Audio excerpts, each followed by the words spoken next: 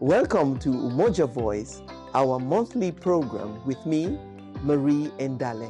With me, Joe Santiago. With myself, Jackie Burnett. Umoja means unity. We as Africans need to unite to discuss solutions for us, by us. We will be talking about asset-based wealth creation, Youth empowerment, wealth protection, health and wealth, how they go together. Because your health is your wealth. Welcome to our monthly program, Umoja Voice. Hello everyone, good afternoon, good morning, good evening, wherever you are listening to us from. This is Umoja Voice. We are here with another edition of the program. As last time we talked, we had a chat about issues concerning women because it was last month, the month of March, and we are talking about International Women's Day, and we covered that topic. But this time, we are going to be talking about our youth living on the continent and those living in the diaspora, all over where we are. My name is Ndale Marinasa, and I'm here as a member of Umoja Generational Wealth Group, and we are really happy that you've tuned in to listen to us, to watch this edition. Tonight I'll be joined on the program by the great King Joshua Maponga III. He is not to be introduced. if you are aware of African issues, Pan-African issues, then you would have come across our brother King Joshua Maponga. He will be joining us. And as well, we would have Jose Santiago. Now, each of them will introduce themselves. So, welcome to the program, one and all, and I hope you enjoy your time with us. Hello, King Maponga, Joshua Maponga. Are you there? Can you hear me?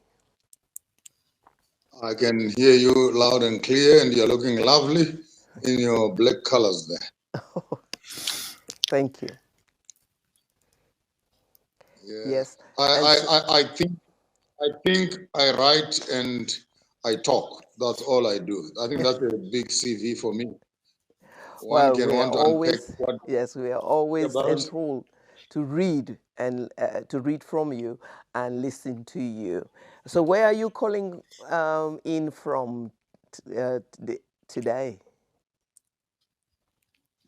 Today I'm in South Africa, in the Eastern Cape, the home of Steve Biko, Nelson Mandela, Thabo Mbeki, and some of the battles, the liberation of South Africa, the formation of the ANC happened another 3 hours from here in Bloemfontein, but some of the stalwarts are actually from this area. And particularly the city I'm in right now is called Chris Hani Municipality, who is one of the heroes who died during the liberation struggle of South Africa.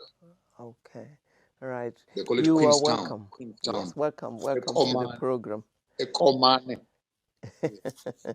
Welcome. And we, as I said, we have Brother Jose Santiago with us. Hello, Jose. Hi, sis. Thanks a lot for the program. Yes, Joe Santiago here. Right now, I am in UK, and I am also proudly member of Umoja Generation Wealth, and hopefully we can have a good conversation tonight. And King Maponga, thank you so much for being, and it's obviously always a privilege to have you just next door virtually. Thank you very much. Thank you for attending. So, to set off our discussion, we will start with one question, which is how do we sell Africa to our youth living on the continent and those living in the African diaspora? because we know that there are a lot of stereotypes that limit and shape the way we think, because we hear of different stories, there are different sources of information about different parts of Africa. And so the message that we give has to take into account these stereotypes that have already been built.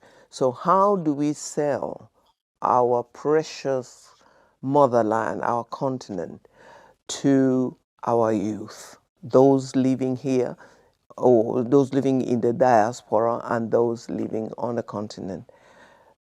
King Joshua, please. Oh, okay. You starting off with me. That's fine. That's fine. I think the concept of buying Africa or selling Africa, it's okay, but there's nothing that beats your mother's home. Whether your mother lives in a shack or she lives in a palace, she does not gain her value because of her address. She gains her value because of who she is. And I think your homeland, if you are a black person, if you're an African, we don't need to sell ourselves. The condition of Africa is the result of both international politics, domestic politics, neo-colonialism, and lack of constructive leadership that could begin to drive Africa towards an agenda that is nice. But as we're speaking right now, Botswana is beginning to do some good strides. Namibia, they've just put an embargo on all American visa, non-visa holding people to be repatriated back home.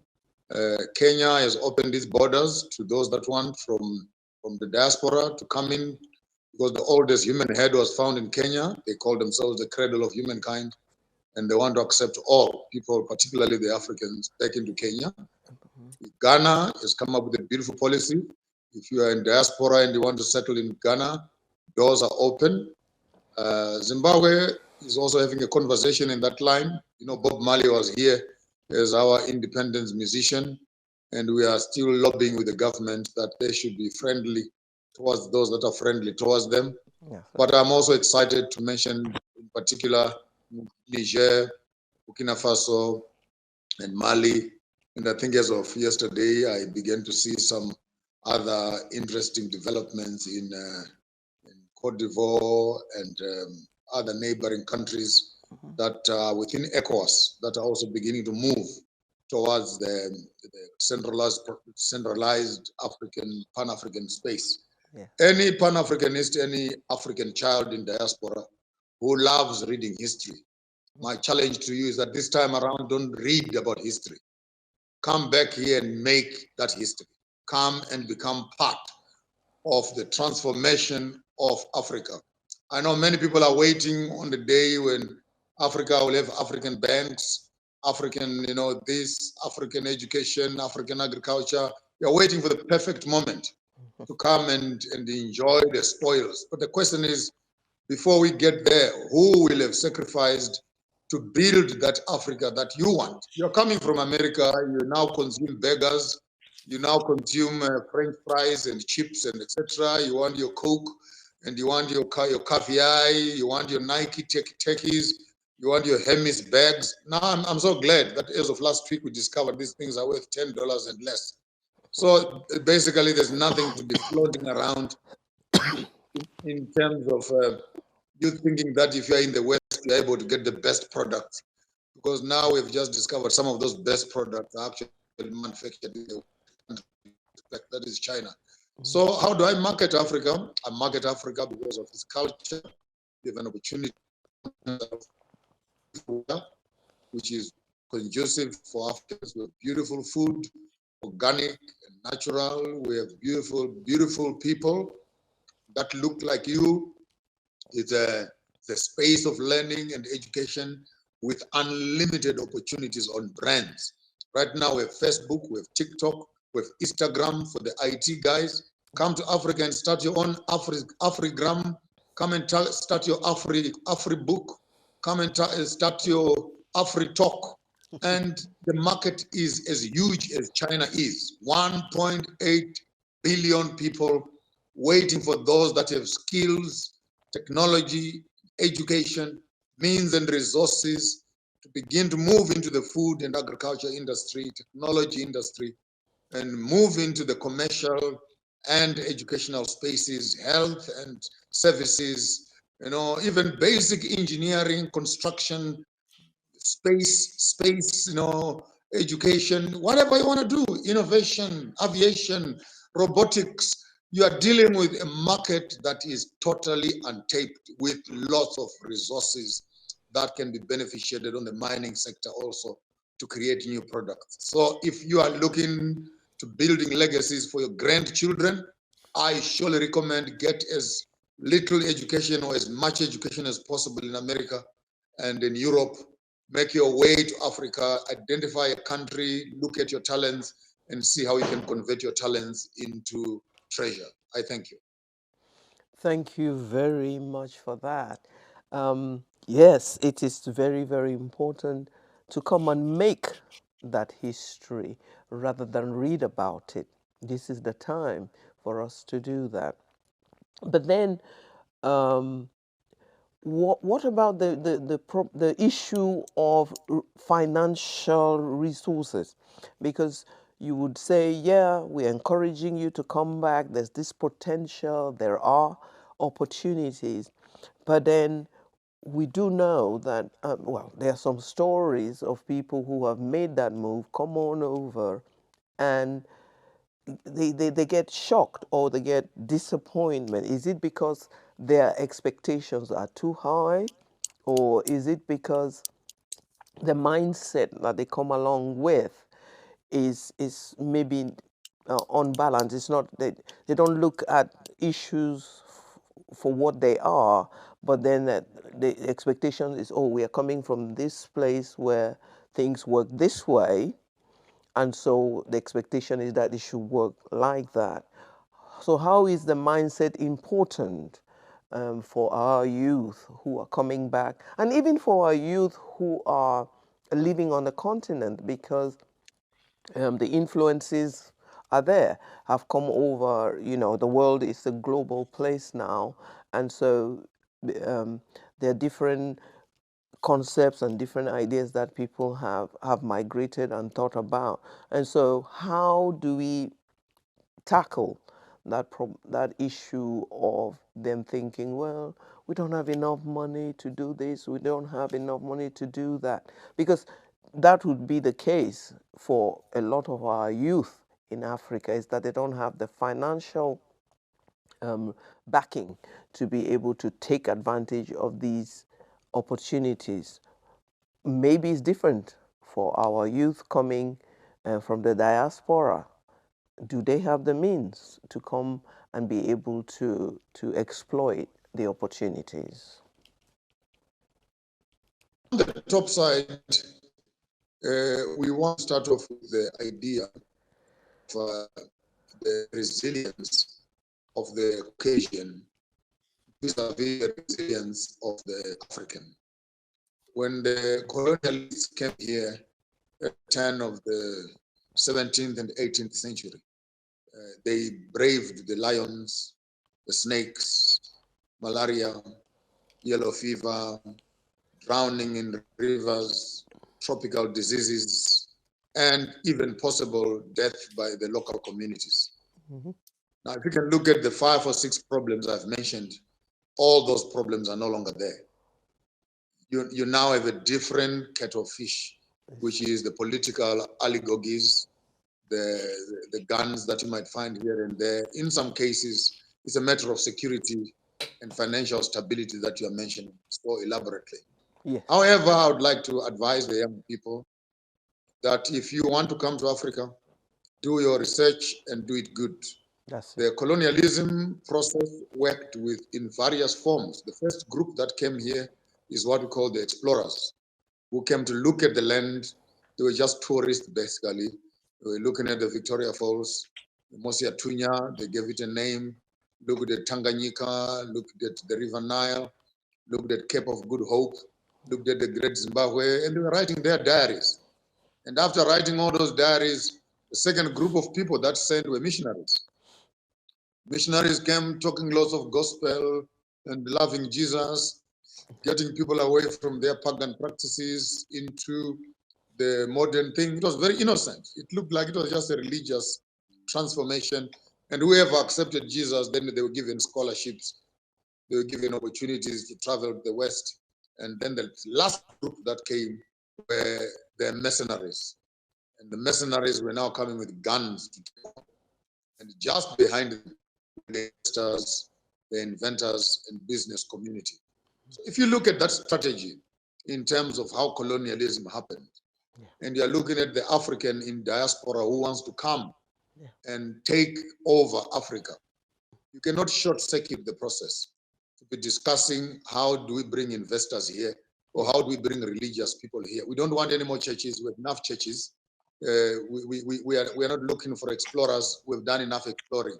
But in terms of order, you may want to come here for a holiday, for a start, visit the continent, see the continent, establish friendships, networks. How does the currency work? No, what are the health challenges? What kind of food are they eating? Accommodation issues, transportation. Which country fits your fancy? Rather than you just packing your bags and say, I'm going to Africa. It's a jungle. And it's true, it's a jungle. It's an economic jungle, it's a political jungle, and you may need to have your ducks in a row. And my advice would be before you invest 2, 3, 500,000, how about you take just about $6,000, $7,000 and buy yourself a ticket from New York to Cape Town, Botswana, to Harare, to Kenya, to Uganda, to Burkina Faso, to Sudan, out in Nigeria or in Ghana, and fly back. After a month of walking the continent, it will give you a rough idea exactly as to where would you think you would want to settle. So I would want to rather contribute that when you consume public media and social media and what people say about Africa, they will always show you the downside of Africa. But if you, I bet you even tonight, if you can fly into Cape Town, we make New York look like a Mickey Mouse house. If you can fly into Lekki in Nigeria, Los Angeles looks like it's just next door. If you get into Rwanda, it is cleaner than your Silicon, your Washington, D.C. So you're looking at some progress here and there. Nigeria, Nairobi, equally good. Harare, parts of it are still under construction. But there is a huge amount of development here in Africa, which many people who are in diaspora have not even heard about. It would be important to do your research, your exploration prior to your investment. I thank you. Thank you very much for that. Yes, I think a famous speaker once said, I think it was Dr. Arikana, who said that the first thing we need to do is to decolonize the black mind. So coming over, we have to have a different set of ideas of how we look at things before we come into Africa and study where we want to go. Now, at this juncture, we'll bring in And while Jose. you're while Sorry, you're while you're still go ahead. there, while you're still there, I also need to remind you that we are also scared of you. We are also scared of you from the That's diaspora. yes, Because yes, you come here with all sorts of weird things that we don't know Africans to be doing. So by all honesty, we may want to put you on ice first and observe you to see if you're not bringing some of that chaos into our community. So while you are scared of us, we are also scared of you. But at the end of the day, we're children of the same person. We can find each other. yes. But it's only in interaction, in coming together, that we get to understand each other, because the African youth as well needs to study and accept that there are different, there may be differences in a way of looking at things, because the environment that the both groups have grown in but what is important is that we can always meet because we are the children of the same mother. So, Brother Jose, what do you think? How do we sell Africa or buy sell Africa to our youth so that they see that, so our youth in the continent, our youth in the diaspora, they see why it is necessary for us to collaborate, come together to develop our motherland. What I was saying? Okay, thanks a lot for that. I think, after the king, the first thing I would honestly and genuinely suggest is for them to start listening to the king. If they've got opportunity, the first thing is to listen to King Maponga in his teaching, in his, he call it talk and writings. I think that would go a long way. The second thing I want, but actually is going to come in a form of maybe a question to King again, which is we just heard Canada just came out with a very aggressive program that they are waiving visa for immigrants. They are waiving the language testing. They are waiving these, and people go there with a short salary as long as they apply for 5 vetted companies in Canada. So they became very aggressive not to attract all the so-called immigrants who's been expelled from the United States, and obviously all the youth in Africa that's going to be there. And obviously we know the marketing campaign of America, the American dream. I think maybe King, of course he told us a lot already anyway, but maybe, we could wrap this up in a marketing message. How do what is the African dream? I don't know. I mean, I want to really learn a bit more of how do we wrap this up in a marketing tool to sell it to ourselves as a diaspora, and then take it from there. What you are mentioning is a typical attitude of a chameleon that constantly changes its color so that it can attract its prey. Yeah. And the same strategy that Canada is using, we have seen that happening in the UK, where medical practitioners and nurses have faster visa applications so that they can feed into the medical fraternity, which the local community seems not to be very interested in. And America and Europe in particular, Germany, Switzerland, Norway, including America, every year, without fail, they come to Africa when our high school children and have completed their high school from Form 5, Form 6, and when our first year or fourth year students have graduated, they come into the country, they get the list of all the top students that are in the country, and they offer them scholarships. Why are you doing that? So that you take the best brains that are available in the continent. Parents will have invested money from creche, primary school, kindergarten, high school, college. The government, in some certain cases, will have paid for the school fees of these students, first year, second year, third year, fourth year. And at the pinnacle, when they are now ready to start giving service and the brilliance of their minds back to the nation, the first world countries just come and take the cream out of the continent. Then a few days later, we are meeting in political circles and we are discussing why are African politicians stupid? I mean, really? Are you going to be asking me a question? Is why does Africa have inferior leadership? Why does Africa have inferior leadership when the top professors in your universities in America, in Europe, are African? When your scientists and inventors are Africans?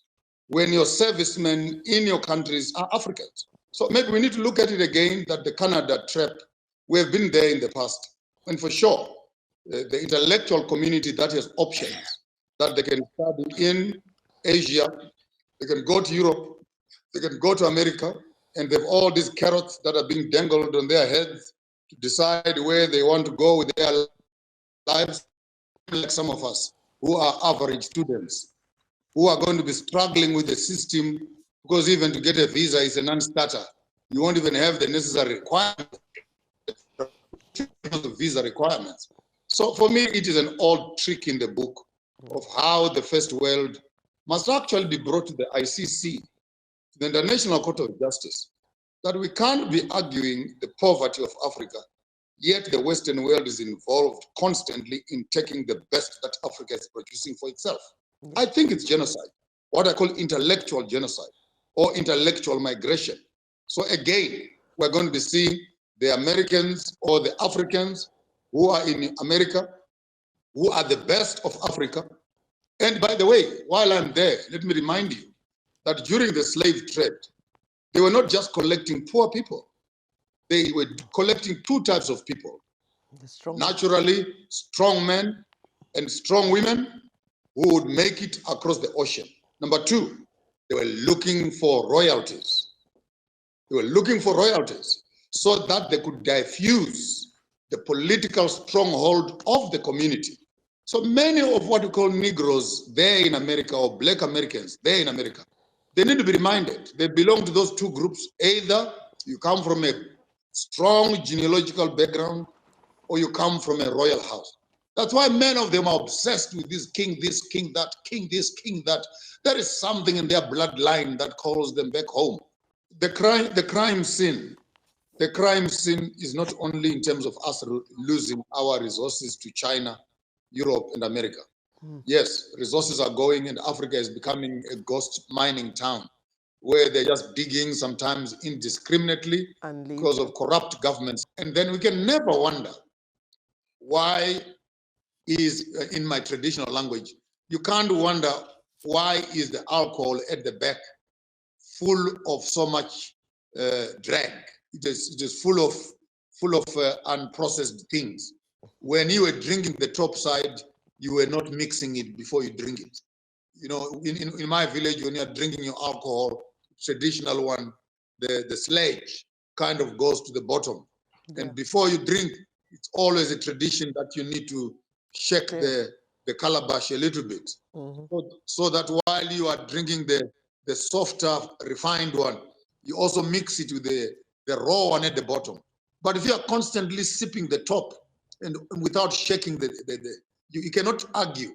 Why is it that at the bottom here, we now have lots of rubbish that is hanging around? And I think we're now looking at a state of affairs where our inventors are in America, our inventors are in Europe. The other day, we almost lost one of our brilliant young men here who discovered electricity that can be generated by radioactive, chikumbuzo, weird inventions. And they almost killed him in America. They came here, smuggled him, stole him there, poisoned him. The government had to intervene and go and drag him out from America and bring him back home. But they wanted to steal the technology, kill the man, and say, discover something. We have been there. We've seen all this. If you look at your list of inventions in America, the inventions of iron, electricity, cell phones, blackface standing right there as inventors. And right now, when we lose the intellectual community in Africa through this progressive colonial, neo-colonialism pattern of scholarships, doctorates, PhDs are hanging in Harvard University, Massachusetts University, New York universities of African minds, and those researchers are just waiting for the writers to die. And America will claim that is their intellectual property and build the American dream. So maybe the American dream you're asking me about, Jose, it is sitting in some library somewhere. And if we are to develop an African dream, we needed to do a reinvestment in our research and in beneficiating the local minds and giving them an equal opportunity to solve African problems and begin to drive Africa towards the goals that we want to achieve as a continent. I thank you. Yes, we have to make it more attractive for our youth, our brains, our intelligent ones to want to keep that intelligence on the continent, develop it on the continent, and research it on the continent. But before we do that, we have to have the structures. So our academic institutions, they need to be developed so that they can support that.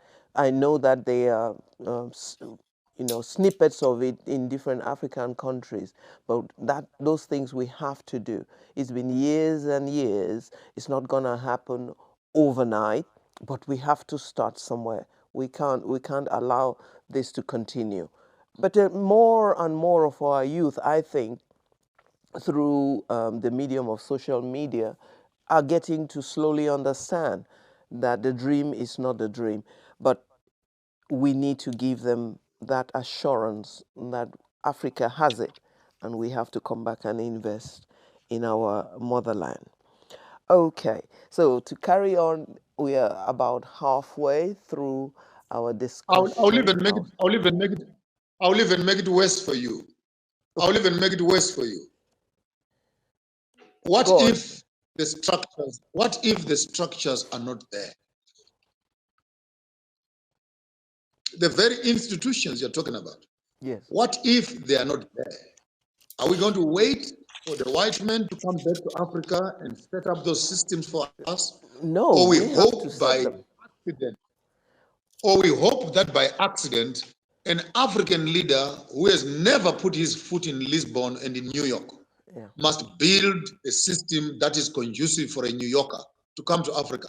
We are looking at a very long time for that to happen. All I I'm saying think is maybe that if you maybe dream because history with has a played the vision, way it has, the diasporans, we who are here or in the West, would have to see that that is part of our responsibility now to be able to go and build those in thank you. conjunction with our brothers and sisters on the continent. Because yes, you're right. We can't just sit around and wait for the ideas to come again from the West. But and so we have to do it. We have to do it. I agree with you. If we wait and think that it will fall from the sky or it will come again from the west as it always has, then we will wait for a long time. Our children and grandchildren would still continue to look towards away from themselves rather to other people to validate themselves. Okay, Jose, do you have any other thing to add to what we have been talking about? Well, I do have a lot of challenges. One of them, for example, yes, one of them is diaspora the solution? It's part. Um, I think it's part. It's part of the um, solution. yeah, it may be part of solution, but I strongly believe that we diaspora, Yeah. we need to do something a bit more than that. Because I believe that taking just the money or No. taking the so-called knowledge that we have, taking the technology that we know, I don't think personally that that would be the solution. I think we need to, as King Maponga suggested, and we know, we need to go there and do our own detox. We need to go to the ground and learn in the ground. Mm. And that brings us to, for example, the university that we've got now, our education system. Yeah. Is it the right education system that we've got now? I Mm. don't know. I've got my huge reservation about that. Besides the fact that some of us as diaspora, we actually we leave Europe, go to Africa, but we carry Europe on our on a shell. So we've got a shell on our back, and we go to Africa with the Europe on our or with America. And with this kind of, I'm not saying all of us, obviously, but with this kind of attitude, I don't know if it helps. I think it causes more problem than the other. Mm. And just to very quickly, many years ago I took a colleague of a friend of mine to the continent, Mm. and the friend started complaining about electricity, about the road, about this, about that, because oh, I don't find this in London. Oh, London is this, and I said, hold on. If you want to stay in London, why did you waste time? Get the plane, come here. You should stay in London. You can't come here and look for London or for New York. But anyway, this is just a personal view, Or maybe which maybe which may be controversial. that your diasporan friend should have found a solution. Also, what can we do to make sure that we have electricity, if that is what is needed? Yes, I understand what you mean that about taking the mindset of where we are and just transposing in a sense back Yeah, to our African situation. I don't think that would work because yeah, obviously there have been solutions to various issues that have faced us as a community. They have been thousands and thousands of years. Our ancestors did have solutions to things, but we have to find a way to marry the truth. And that brings me to this question of our ancestral roots. How important, and this is to both of you, how important is it that our African youth find out about their ancestral roots, and how important is that? I think King is the person more Yes, we can qualified start off with position for it. how important. King Maponga, go ahead. On the issue of ancestral roots, I cannot overemphasize the obvious. The fact that your mother and father gave birth to you and you came out black, you didn't come out as a white person, goes without argument that your DNA still knows what it is, even if you might have forgotten who you are. And for another 1,000 years from now, you will still be giving birth to black children if you continuously maintain your reproduction within the black community. So maybe our DNA is much more intelligent than our academic institutions, because your bloodlines will always remember who they are. And if you marry a black man right now, you will not give birth to a Caucasian. So just forget about it. It is not going to change for the next couple of hundreds of years. Even if you marry white, and you become white, all of you white, but if you go for your DNA, it will still tell you that elements of blackness are there. The importance of you understanding your ancestral lineages, it introduces you to identity, who you are. It introduces you to an address, where do you come from? It introduces you to your history, what are the conquests of the past? It introduces you to the strengths of your history, what did you achieve? It introduces you to your family, what are the challenges, the diseases, the geniuses, the talents, the gifts that are found within your bloodline. Many of you in the US and in Europe, you think, I'm an entrepreneur, I love fashion, I love this, I love that, me, I love agriculture, I'm a beauty queen, I kind of don't know why you are in a certain way, until maybe you come back and you find out that you maybe come from the family of seamstresses who were making dresses for the king. Maybe you come from the bloodline of the farmers who were making food for the king. Maybe you come from the bloodline of the hunters who were actually responsible for the diet of the king. Maybe you come from the architects who were responsible for building for the king. Maybe you come from the astrologers and the wise men who were responsible for being advisors. So those bloodlines, for me, understanding your history will help you to understand yourself. The more you look into what you are made out of, when you know the substance through which you are formed, you are able to know the substance through which you can function, if that makes sense. And many of us think that by doing psychometric tests or doing psychological tests or doing some little, IQ tests, you can be able to know yourself better. But alas, those are artificial processes. For me, identity and African roots give you a far much more authentic definition of yourself. So you don't study history to know history. You study history to understand yourself. So, yeah. I thank you. Thank you. And that goes for youth, not only those in the diaspora, it goes for youth even on the continent, because I think more and more we go away from our ancestral roots and think the other modern things are more important. Anything to add, Brother Jose? Yeah. Yes, I mean, what the king just mentioned now brought me to, as some of the audience know, we launched that Ubuntu Awakening Summit, which has got 3 pillars. One of them is ancestral lineage, connection.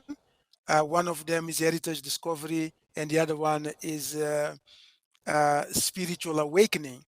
And we had the privilege to have King Maponga with us on the first one that we done in Jamaica, because we are reversing the triangle of the enslavement of our people, of our ancestors. And he, gracefully agreed to be with us on our second in Saint Tome. Funny enough, Saint Tome was the first gate, gate out of our ancestors going to the Americas, and we want to symbolize it as a gate in for the brothers and sisters that we have picked up, quote unquote, in Jamaica.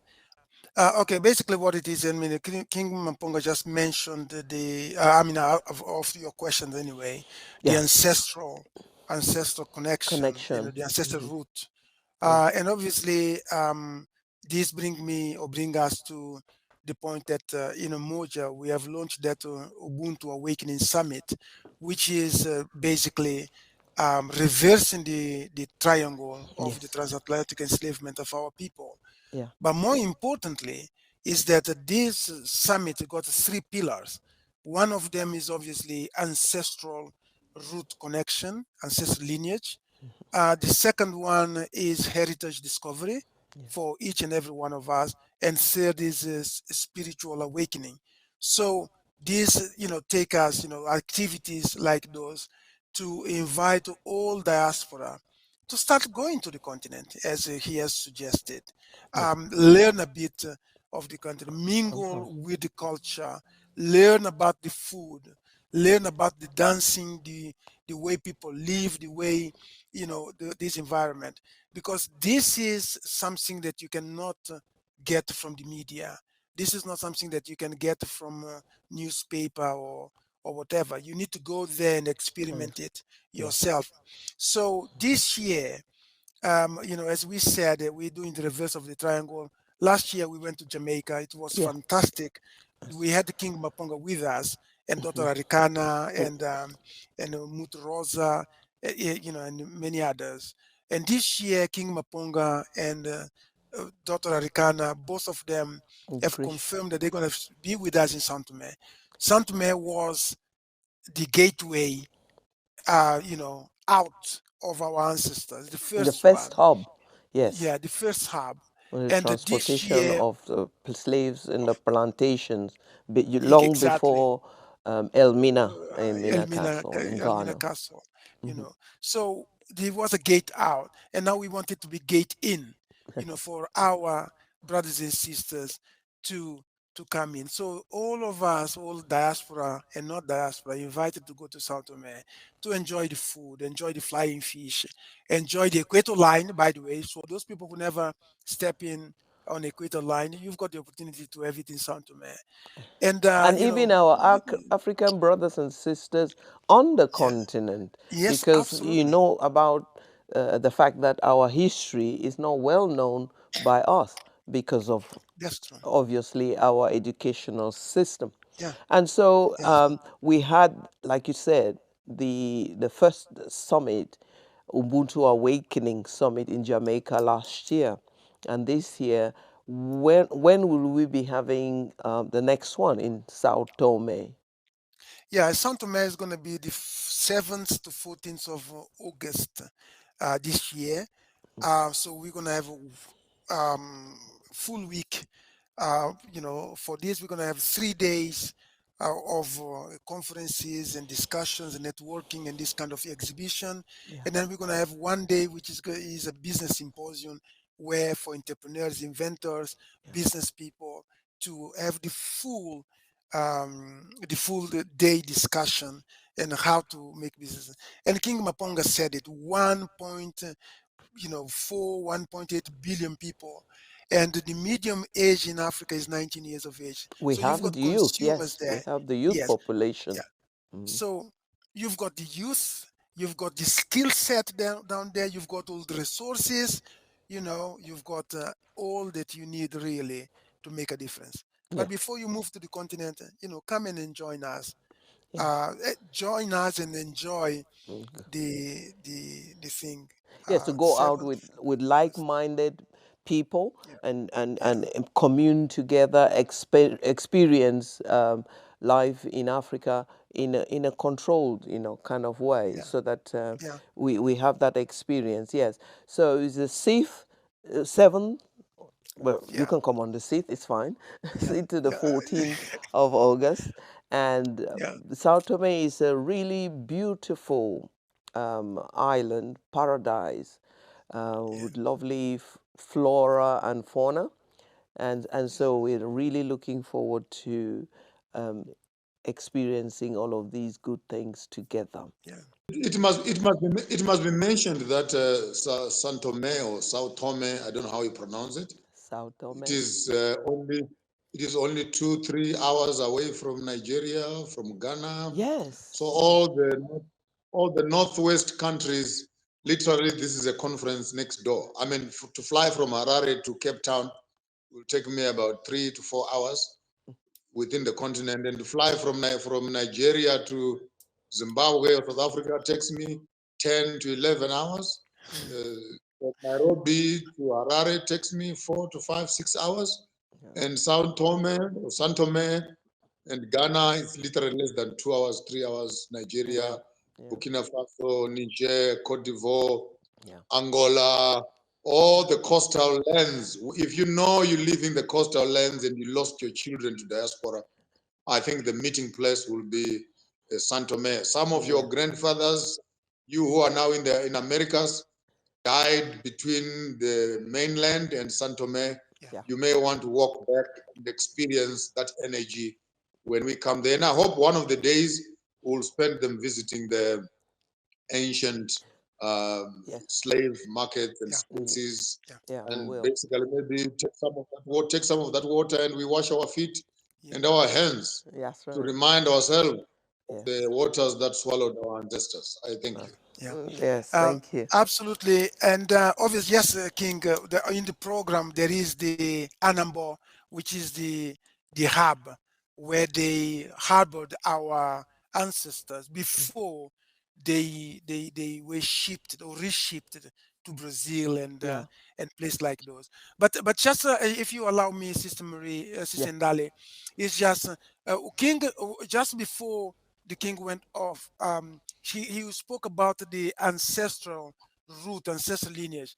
King, we were in Jamaica. I mean, you gave us the privilege to be in Jamaica with us. You know that the summit is about reversing the triangle. So the first one was to Jamaica. We went there to pick our brothers and sisters there, and we are bringing them to Saint Tome, so bringing them back to Africa. So, can you share with us just briefly, what is it for you? I mean, in that journey that we're doing, bringing our brothers and sisters, connecting them back to the continent. I don't know, and you, of course, you gave us the privilege to be with us or going to be with us in Saint Tome this year. What is the message, King? So then we can wrap this up as being not just the conference, not just the food, not just the flying fish, but also the ancestral lineage or ancestral connection. My trip into Jamaica was very, very important and insightful. I had a chance of visiting the Marcus Garvey Center. I had a chance of visiting the Bob Marley centers. I spent the whole day literally. I refused to be disturbed, where I sat at the beach, which was the reception area where the slaves would come in. I picked up stones there and just spent the entire day with Sister Taliba and Mama Yaya. We played some drums over there, and it was such a beautiful experience. It was very intimate and very personal. But what I learned is some of the education that you are looking for cannot be found in WhatsApp and in books, Instagram and YouTube. You need to take off your shoes and walk the grounds. You need to touch the waters. You need to touch the chains. You need to touch the knives. You need to put your hand on the ship itself. You need to smell the air. You need to take your body there, and remembering that what was in your ancestors is in you. maybe when you put your feet in some of those places, it may actually just start to resurrect some sense of, you will know if your ancestors were there. When you touch some of those things, you will sense a presence, a Yes. connection, and this is not mystery, this is not witchcraft, No. this is reality. Yeah. Because even if you take a magnet and you put it next to iron filings, the magnet will attract the iron filings, which is a physical thing. So there's nothing mysterious No, it's with natural. you touching Natural. with you touching something that your ancestors touched, and when you touch it, you can tell, your body tells you, I was once here. It's an experience that I want to extend to every American, to the Jay-Z's of this world, the Morgan Freemans of this world, to the Denzel Washingtons of this world, to the Tyler Perrys of this world, to the entire Hollywood community with all your bling and blong, your Will Smiths and your humors and kings of comedy, your Steve Harveys and the rest of them. Come on, it's enough Showtime. We've seen enough of you on Showtime and movies. Cuba Gooding. Now pack up your bags, guys. We are not going to be talking Wakanda. We're going to be walking back to Wakanda, and we need to find where our roots, where our ancestors walked, and harvest that experience. Even if you're not coming back to the continent, I think it's important in your lifetime to make that connection with your history. I thank you. Thank you Yeah, very much thank you. for Yeah. that. Yes, I hope it inspires everyone as it does me. Um, so, Jose, how can anyone who is interested in finding out more, getting more information about this trip, how can they contact us, UGW? Yeah, okay. Thanks a lot for that. Obviously, just to remind our audience that the summit is going to take place between 7th and the 14th of August this year, obviously in Saint Tomé. For those who don't know, Saint Tomé is a beautiful island in the center of the world. You go down from England all the way down past Ghana, and as soon as you see the equator, is right there, the center of the world, where you can see those two tiny islands. And as King Maponga said, very short trip from Angola, from Gabon, from Nigeria, Nigeria, from Cameroon. Cameroon, Yeah. from Equatorial Guinea, from all of those countries around is a very short distance. And if you wanted to take part or to know more, you can reach us at, by sending a quick email to summit@ugwealth.com, summit@ugewealth, wealth.com, or you can visit the site, which is summit.ugewealth.com, summit.ugewealth.com, or call 07961 071322. Just to finish this is to remind our audience that we've been having a webinar every 2 weeks, to talk about the summit. This Saturday, the 26th, at 3 o'clock, we're gonna have Dr. Arikana with us, because she's gonna be one of our speaker in Saint Tomé as she was in Jamaica.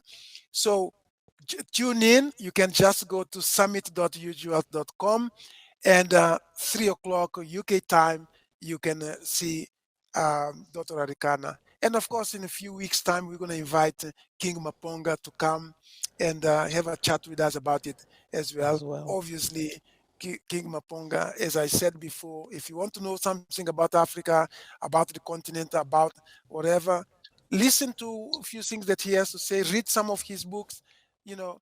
Anyway, I yield. Thank you. Thank you very much, And Jose. while you're on that, before we disperse, I Yes. would like to make a recommendation to Okay. the Black Panther movement, to the Pan-African organizations, the Marcus Garvey Foundation, the Black Lives Matter Foundation, and the Black Association of Film Industry and Business and Entrepreneurs. I also want to highlight the kingdoms and the countries which actually know that they lost people during the slave trade. We owe it to ourselves as organizers to write personal letters to the state presidents, to the Minister of Foreign Affairs, to these individual organizations, and personally invite them to become part of this movement, because it is in their political will that we'll be able to start establishing ship cruises, airline cruises, tourism, educational exchange programs, research, and etc. between Africa and diaspora. And since Sao Tome is key, I would suggest that we give it the key that it deserves. That is to have a robust invitation program to all the countries and organizations on land and in diaspora, and tell them that I am waiting for them in Sao Tome to walk through those spaces as we retrace our ancestral history. I thank you. Thank you Thanks a lot. very much. Thank you. Thank you for that. We But, couldn't have put it any better. Thank you very much. And we really do appreciate you taking your time out to be with us for this edition of Umoja Voice. We will continue to make our voices heard until we come to the end of, well, the journey wouldn't end because Africa does not have an end. It's a motherland that is full of potential, endless potential. Thank you very much, King Maponga, for taking this time to be with us. Thank you, Jose, for providing your thoughts as to how we can encourage our youth, which is our most valuable asset, our youth, those living on the continent and those living in the diaspora. Thank you very much. Thank you, listeners. Thank you for getting to the end of the program.